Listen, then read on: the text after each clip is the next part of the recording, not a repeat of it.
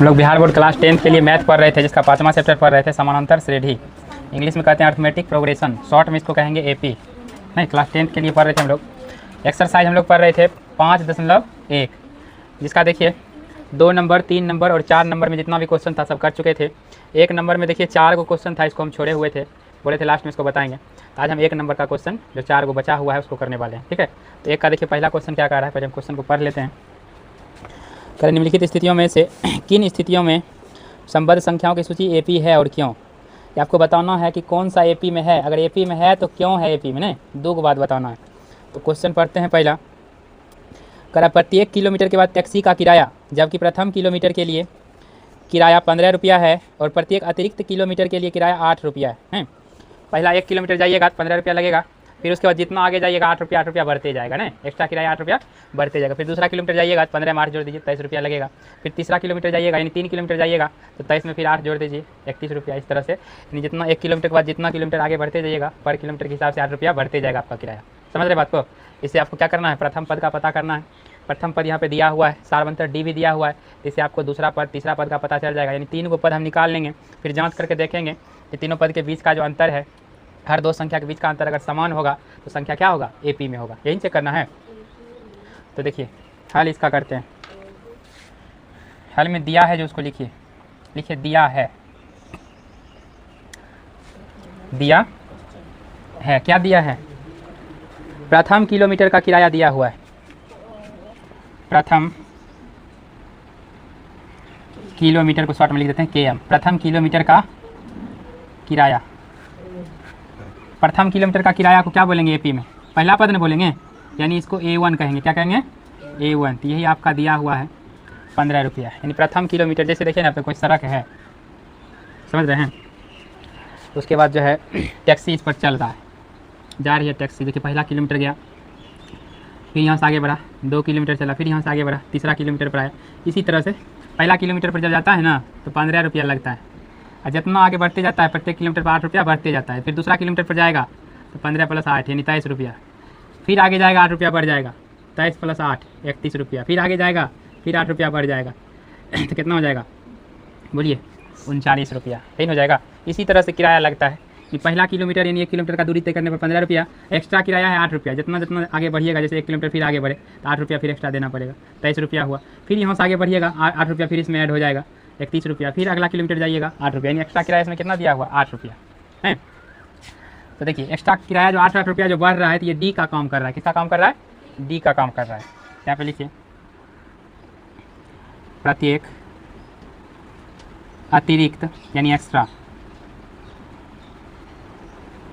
Kilometre का किराया, ये डी का बात हो रहा है। 8 रुपया बढ़ रहा है, यानी कहने का मतलब है कि 2 संख्या के बीच का अंतर कितना है, 8 8 में बढ़ रहा है। यानी हर 2 संख्या के बीच का अंतर कितना हुआ, 8। तो अंतर को क्या कहते हैं, सार्वंतर इन कहते हैं, जिसको डी से सूचित करते हैं। तो वही लिखे हैं, प्रत्येक अतिरिक्त किलोमीटर का किराया डी बराबर 8 रुपया। कितना है, अब देखिए जब आपको ए पता चल गया, डी पता चल गया, तो A2 नहीं निकाल लीजिएगा, A3 नहीं निकाल लीजिएगा। आप देखिए इसी तरह से, इसलिए दूसरे किलोमीटर का किराया, दूसरे किलोमीटर को क्या कहेंगे, A2। क्या कहेंगे, A2। तो कितना हो जाएगा, A2 के लिए क्या होता है फार्मूला, A + D, यही होता है। A का मान है 15 प्लस D का मान है 8, तो हो गया 23 रुपया। फिर तीसरा का निकालिए, 3 को कम से कम निकाल लीजिए, बस AP का पता चलेगा। तीसरे किलोमीटर का किराया, तीसरा किलोमीटर को क्या कहेंगे, A3, क्योंकि AP का क्वेश्चन बना रहे। A3 के लिए फार्मूला क्या लिखते हैं, A + 2D। A का मान है 15 प्लस 2 गुना D का मान कितना है, 8। ये हो गया आपका 15 प्लस 8 2 16 31। यानी पहला किलोमीटर का किराया 15 रुपया, दूसरा किलोमीटर का किराया 23 रुपया, तीसरा किलोमीटर का किराया 31 रुपया। यही संख्या प्राप्त हुआ है, 3 गो पद यहाँ पे लिखिए। इसलिए प्राप्त सूची क्या क्या प्राप्त हुआ, 15 23 31। इसका जांच कीजिए एपी है कि नहीं, जांच कीजिए। ये देखिए आपका पहला पद है, ये दूसरा और ये तीसरा, हर 1 2 संख्या के बीच का अंतर निकालिए। तो जांच देखिए इसका करिए, पहला अंतर निकालिए D1, A2 - A1 से, तो 23 - 15 कीजिए, 8 आ जाएगा। फिर देखिए दोनों संख्या के बीच का अंतर निकाल लिए, अभी दोनों संख्या के बीच का अंतर निकालिए, यानी D2 निकालिए, A3 - A2 से 31 - 23, ये भी 8 आ जाएगा हैं। बोलिए, हर एक स्थिति में जो है सार्वंतर आपका 8 ही आ रहा है। कितना आ रहा है? अच्छा से लिख लीजिए, 8 ही आ रहा है। तो यहाँ पे क्या लिखेंगे? चूँकि सार्वंतर एपी में है ना, यही पूछ रहा है कि एपी में है कि नहीं है, बताइए। अगर एपी में है तो क्यों है? तो क्यों है? इसका सार्वंतर बराबर है, इसलिए एपी में नहीं। बोलिए, चूँकि सार्वंतर जो डी है आपका समान है, इसलिए संख्याओं की सूची एपी में है। ठीक है, इसको नोट कीजिए। एक का 2 नंबर क्वेश्चन पहले हम पढ़ते हैं। कह रहा है किसी बेलन यानी सिलेंडर का बात कर रहा है में उपस्थित हवा की मात्रा जबकि वायु निकालने वाला पंप प्रत्येक बार बेलन की शेष हवा का 1/4 भाग बाहर निकालता है। तो देखिए, ये आपका सिलेंडर है। सिलेंडर का शेप आपको पता नहीं कैसा होता है बेलन का? बेलन का आकार कुछ इस तरह से होता है।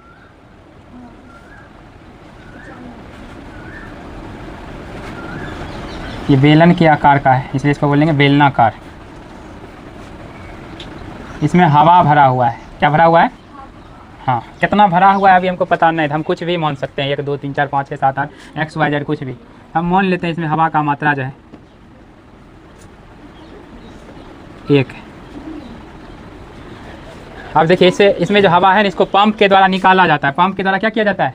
हवा निकाला जाता है। देखिए, जितना इसमें हवा है ना, प्रत्येक बार इसमें जो है जितना हवा है ना उसमें उसका 1/4 भाग बाहर निकाला जाता है। कितना भाग बाहर निकाला जाता है? 4 भाग। जैसे देखिए, हम समझते हैं, अगर मान लीजिए इसमें 40 हवा का मात्रा क्या मान लिए? 40, तो इसका 1/4 भाग कितना होगा? देखिए इधर 40 का मतलब गुना 1/4 करेंगे तो 4 देंगे 40, यानी 10 निकाला गया। 40 में से कितना निकाला गया?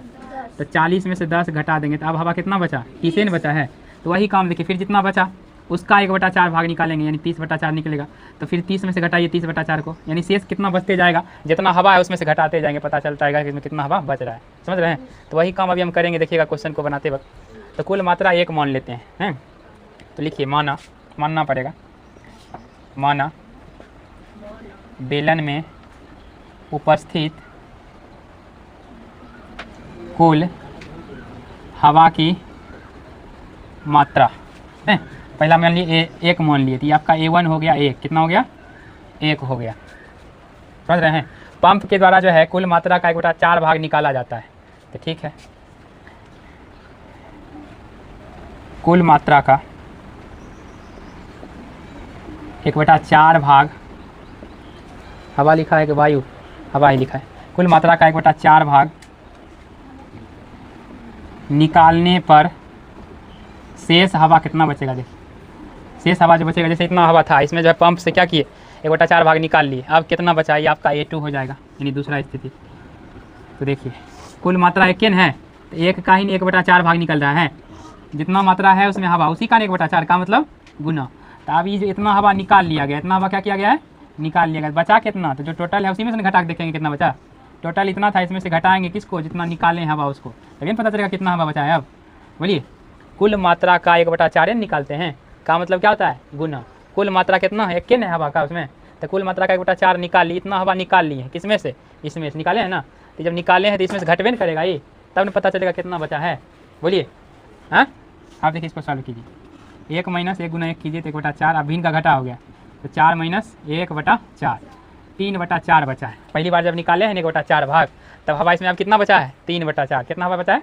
अब जितना हवा बचा है फिर दोबारा जो निकालेंगे, बार बार निकाला जा रहा है। कितना बार बार निकाला जा रहा है? 1/4 भाग। हमेशा कितना निकाला जा रहा है? 1/4। अब जितना हवा बचा है उसी में से फिर निकालेंगे। अब इसमें से नहीं निकालेंगे, तो पहले था तो इसमें निकाले, तब इतना हवा बचा है इसमें सिलेंडर में, बेलन में। अब इसका फिर 1/4 भाग निकालेंगे, तब कितना बचता है देखते हैं। लिखिए, पुनः शेष हवा का, जो हवा बचा है उसमें शेष हवा का कुल मात्रा, यहाँ पे देखिए का लिखना था, थोड़ा सा लिखिए अच्छा से। कुल मात्रा का छूट गया था, का। अब देखिए, पुनः शेष हवा का, इसमें अब जितना हवा बचा है, अब हवा जो बचा है 3/4 भाग में बचा है उसमें, तो शेष हवा का 1/4, शेष हवा का 1/4 भाग निकालने पर शेष हवा कितना बचेगा? यानी ये आपका A3 हो जाएगा। क्या हो जाएगा? ये तीसरा बार देखिए, पहले तो इतना था, फिर निकाले, दूसरा बार में इतना बचा, तीसरा बार में निकालेंगे कितना बचेगा, देखिए पता चल जाएगा। अब देखिए जितना हवा बचा है 3/4 ना बचा है, उसी का 1/4 निकालेंगे। जितना हवा है अभी इसमें टंकी में, सिलेंडर में, बेलन में, उसी का 1/4 निकालेंगे। का मतलब गुना। तो बचेगा कितना? तो जितना हवा था उसी में से घटाइएगा जो निकाले हैं। ये वाला निकाले हैं इतना, किसमें से? इसमें से। इतने ना हवा था अभी निकालने के बाद, इतने बचा था, इसी में से निकाले हैं इतना हवा, इसी में से घटाएंगे इतना को। ठीक 3/4 माइनस ये हो गया 3 का 3 4 चौक 16। अभी इनका घटाया बनाइए।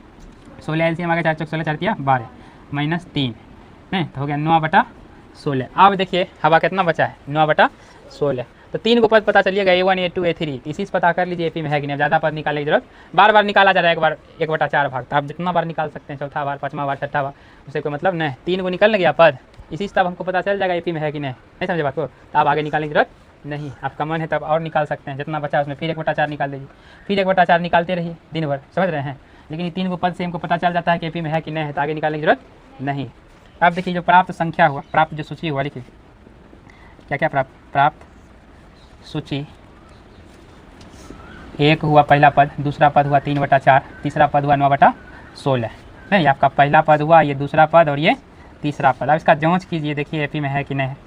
तो जांच कैसे करते हैं? हर एक दो संख्या के बीच का अंतर निकालते हैं ना। अंतर अगर एक ही जैसा होगा तो AP में होगा, एक जैसा नहीं होगा तो AP में नहीं होगा। तो पहला अंतर निकालते हैं, यानी D1 A2 माइनस A1 से। A2 है 3/4 माइनस 1, ये हो गया आपका 3 माइनस 4/4, 4 में 3 का माइनस 1/4, कितना देगा? माइनस 1/4। अब देखिए दूसरा अंतर निकालिए इसका, ये दोनों संख्या के बीच का, यानी D2 निकालिए। A3 माइनस A2 से। A3 है 9/16 माइनस A2 है 3/4, एलसीएम आएगा 16, ये हो जाएगा 9 माइनस 4 चौक 16 4 तिया 12, 12 में से 9 गया माइनस 3/16। ये देखिए अलग अलग आ रहा है, नहीं आ रहा है तो यहाँ पे लिख लीजिए, चूँकि सार्व अंतर समान नहीं है, या लिखिए भिन्न भिन्न है या अलग अलग है, कुछ भी लिख सकते हैं अपना पसंद। सार्व अंतर समान नहीं है, इसलिए संख्याओं की सूची AP में नहीं है। AP में बस हो गया, यही इसमें बताना था AP में है कि नहीं। अगर है तो क्यों है? सर्वंतर समान रहता है AP में रहता, क्यों है? क्योंकि जवाब यही होगा, सर्वंतर समान है इसलिए AP में है, सर्वंतर समान नहीं है इसलिए AP में नहीं है। चलिए इसको उतारिए। 1 का 3 नंबर क्वेश्चन को हम लोग हल करेंगे। तीसरा क्वेश्चन पहले पढ़ लेते हैं बुक में। क्वेश्चन पता है आपको, बोर्ड पर दिखेगा। क्वेश्चन करा है, प्रत्येक मीटर की खुदाई के बाद एक कुआं खोदने में आई लागत, जबकि प्रथम मीटर खुदाई की लागत 150 रुपया है और बाद में प्रत्येक मीटर खुदाई की लागत 50 रुपया बढ़ती जाती है। देखिए पहला क्वेश्चन जैसे बनाए थे ना, सेम टू सेम उसी तरह का क्वेश्चन है। A और D यहाँ पे दिया हुआ है। तो इसमें देखिए दिया हुआ है, नहीं बोलिए, प्रथम मीटर खुदाई का लागत दिया हुआ है। देखिए यहाँ लिखिए जो दिया हुआ है, लिखिए दिया है, क्या दिया है? प्रथम मीटर, मीटर को देखिए शॉर्ट में हम लिखते हैं, प्रथम मीटर खुदाई, इधर देखिए की लागत, प्रथम मीटर खुदाई की लागत को हम क्या मानेंगे? A1, क्या मानेंगे? ये कितना दिया हुआ है? 150 रुपया। कितना दिया है? 150 रुपया। अब देखिए प्रत्येक मीटर का, देखिए प्रत्येक मीटर खुदाई का अतिरिक्त लागत, यानी एक्स्ट्रा लागत भी दिया हुआ है। अतिरिक्त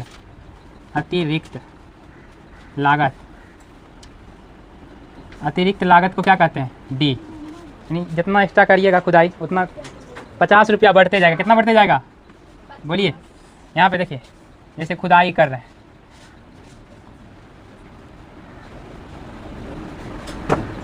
यहाँ पे देखिए ये खुदाई हम कर रहे हैं, पहला मीटर, दूसरा मीटर, तीसरा मीटर, चौथा मीटर, इस तरह से खुदाई हम कर रहे हैं ना। पहले हम खड्डा किए 1 मीटर का, फिर बढ़े आगे 2 मीटर खड्डा किए, फिर आगे 3 मीटर, फिर 4 मीटर, फिर इस तरह से 5 मीटर, इस तरह से गड्ढा करते जा रहे हैं। तो पहला मीटर में कितना लगता है? 150 रुपया। A1 बोलते हैं ना इसको, पहला को। और दूसरा मीटर जब गड्ढा करते हैं 50 रुपया बढ़ जाता है। कितना बढ़ जाता है? तो 150 में जब 50 बढ़ जाएगा तो कितना होगा? 200। फिर इसमें अगला मीटर में 50 बढ़ जाएगा तो 250, फिर 50 बढ़ जाएगा 300, इस तरह से बढ़ते जाता है, नहीं बढ़ते जाता है। जैसे जैसे गड्ढा ज़्यादा गड्ढा करेंगे ज़्यादा ना खर्च बढ़ता है। बोलिए, यानी ये जो बढ़ रहा है कितना का अंतर है? 50 से 50 में बढ़ रहा है। तो बोलिए हर एक दो संख्या के बीच का अंतर कितना है? 50-50 का। तो अंतर को क्या कहते हैं? सार्व अंतर DS में सूचित करते हैं। ठीक है, बस हो गया। अब देखिए लिखिए पुनः, प्रथम मीटर का निकल गया, दूसरा का निकालिए। दूसरे मीटर खुदाई की लागत A2, इसको क्या कहेंगे? A2 बराबर, देखिए A2 कैसे निकालते हैं? फार्मूला बोलिए, A plus D, A plus D. A है आपका 150 और डी है आपका 50। ये कितना हो गया 200। तीसरा मीटर का निकाल लीजिए।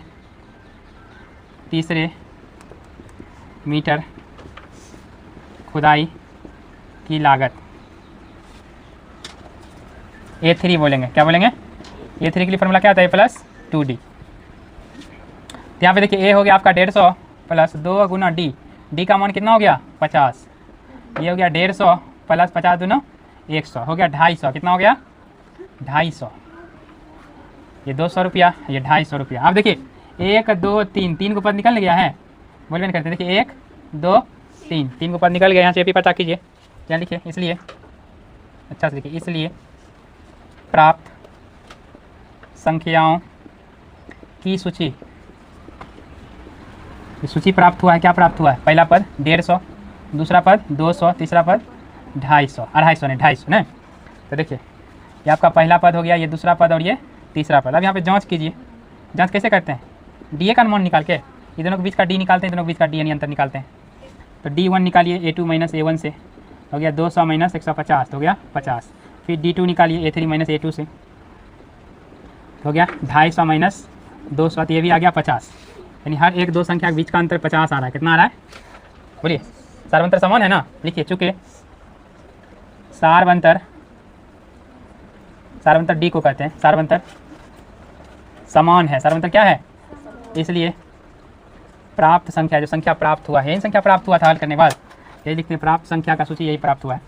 तो प्राप्त संख्याओं की सूची, इसको जब सॉल्व किए तो यही संख्या का सूची प्राप्त हुआ है। तो इसी के बारे में लिख रहे हैं। प्राप्त संख्याओं की सूची AP में है। AP में है, AP में है। ठीक है, नोट कीजिए। अब एक लास्ट क्वेश्चन बचा हुआ इसका 4 नंबर।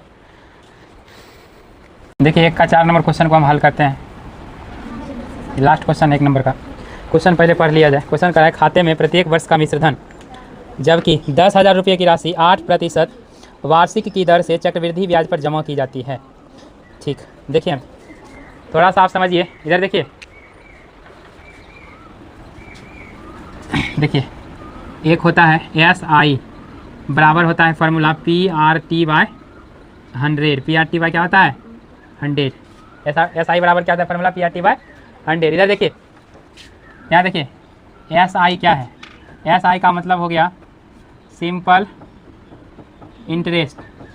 सिंपल इंटरेस्ट हिंदी में कहते हैं साधारण ब्याज। साधारण ब्याज, ब्याज नहीं ब्याज। हाँ, P देखिए आपका क्या होता है? प्रिंसिपल, जिसको हिंदी में कहते हैं मूलधन। क्या कहते हैं? मूलधन।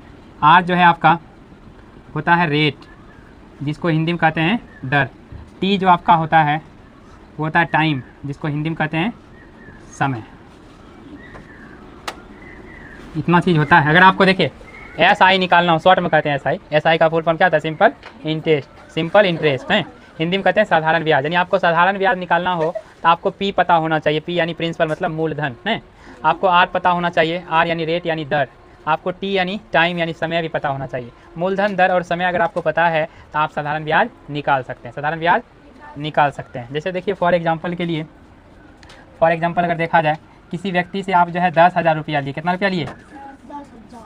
10,000 नहीं लीजिए, 1,000 लीजिए। अच्छा 10,000 मान लीजिए ले लेते हैं। तो आपका जो है मूलधन कितना हो गया? 10,000। जो रुपया आप किसी व्यक्ति से लेते हैं उसको क्या कहते हैं? P यानी प्रिंसिपल मतलब मूलधन। वो आपका क्या होता है? मूलधन। आप देखिए किस रेट से दिया है। आपका रेट क्या है? रेट मान लीजिए 5% के दर से दिया प्रति वर्ष। प्रति वर्ष आपको जो है ब्याज लगेगा 5% की दर से। कितना दर से? 5%। रेट कितना दिया है? 5%, यानी दर दिया है 5%। कितना समय के लिए लिए हैं? समय मान लीजिए आप, यानी टाइम 2 वर्ष के लिए लिए हैं। कितना वर्ष के लिए? 10,000 रुपया लिए हैं किसी से, 2 वर्ष में उसको लौटाना है। कितना वर्ष में? आपका जो रेट लगेगा ब्याज का वो 5%। कितना लगेगा?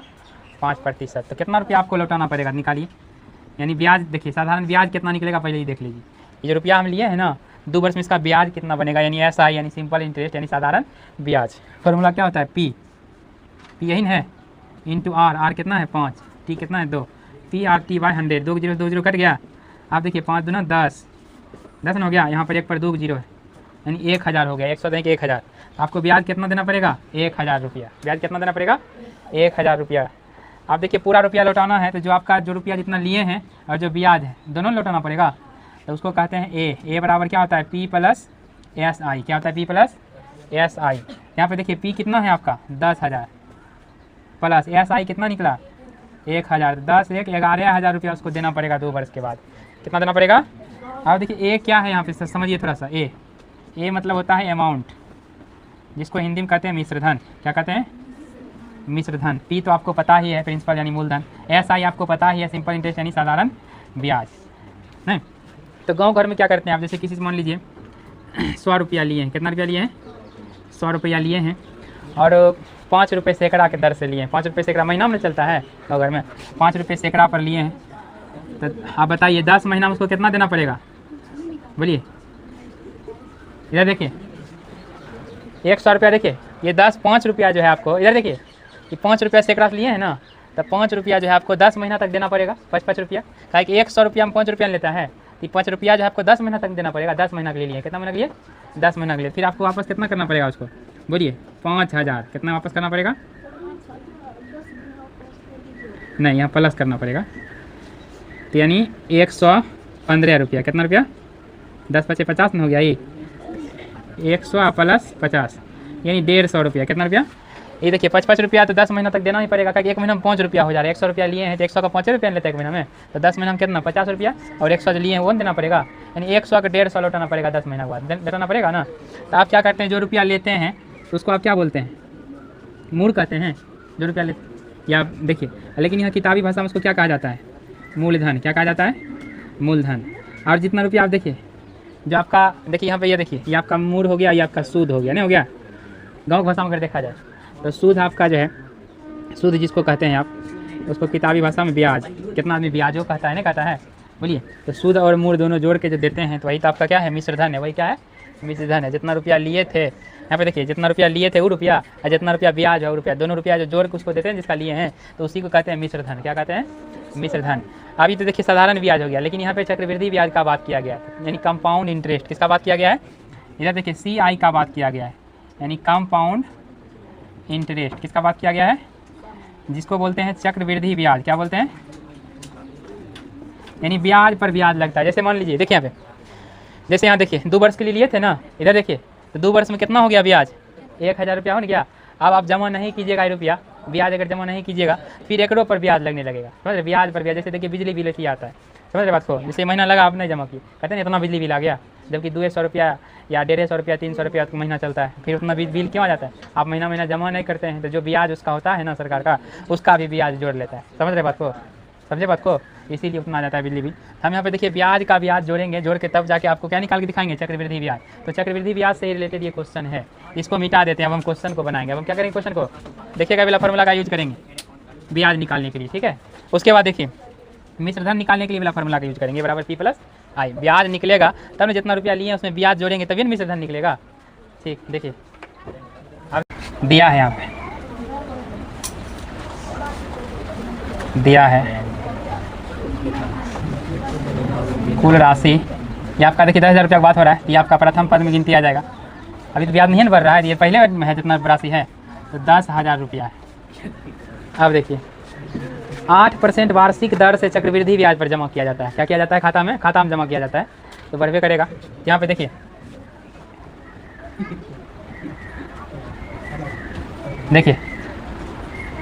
इसलिए दूसरे वर्ष में ब्याज मिलेगा। अब पहला वर्ष में इतना रुपया जमा किए हैं, तो आप जब 1 वर्ष हो जाएगा उसके बाद ही ब्याज मिलेगा, बोलिए। तब यहाँ पे देखिए दूसरे वर्ष का ब्याज निकालिए, पहले ब्याज। तो ब्याज कैसे निकालते हैं, PRT/100, PRT/100। तो P कितना है आपका, मूलधन 10,000 रुपया। कितना है, इंटू R, रेट दिया गया है, दर जो है आपका 8%। दर कितना दिया हुआ था, बोलिए। दर जो है आपका 8% दिया था, 8% दिया। तो PRT 1 वर्ष के लिए यहाँ पे 1 लेंगे हम। क्या लेंगे, 1 वर्ष। वार्षिक मतलब क्या, 1 वर्ष नहीं। तो प्रथम वर्ष पे कितना होगा, 800 हो जाएगा। कितना जाएगा, 800। यहाँ पे 800 जोड़िए तो कितना हो गया, बोलिए 10,800। 800, 10,800। अब देखिए पुनः तीसरे वर्ष का ब्याज, फिर वही फार्मूला PRT/100 डायरेक्ट देखिए लिखते हैं। PR कितना है वही 8%, T समय आपके पास 2 हो जाएगा दूसरा वर्ष के लिए बाय 100, 2 जीरो 2 जीरो कट गया, 8 दूना 16, ये आपका आ जाएगा 1600 ब्याज आ गया। तीसरे वर्ष का मिश्र धन निकालिए,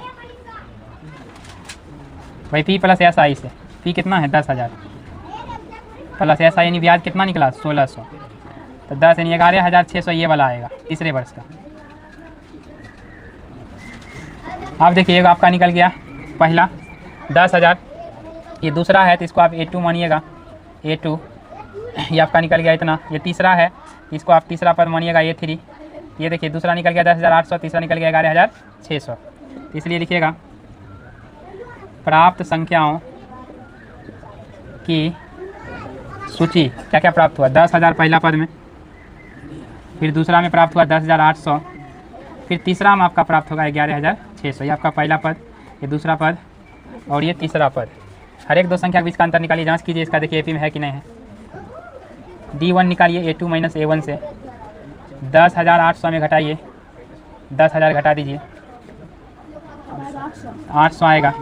D2 निकालिए A3 माइनस A2 से, 11,600 में घटाइए 10,800, तो 2 जीरो से 2 जीरो हो जाएगा, 16 में 60 गया 8, 10 में 10 का कट गया, यानी ये भी 800 आ जाएगा। यानी देखिए सारवंतर समान आ रहा है ना, यहाँ पे लिखिए चूँकि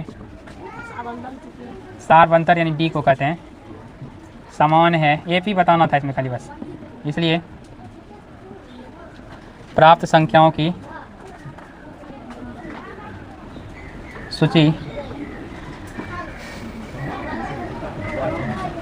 क्या गया सूची AP में है, AP में है, ठीक है नोट कीजिए। इधर देखिए ये एक वर्ष में कितना लिए, एक वर्ष में ब्याज इतना हुआ, फिर दूसरा वर्ष में देखिए ब्याज इतना हुआ, समझ रहे बात को। इस तरह से देखिए 1 2 3 3 को पद निकाल लिए, इसे पता हम कर लिए जांच करके AP में है कि नहीं, AP में है। ठीक है आज के लिए इतना है।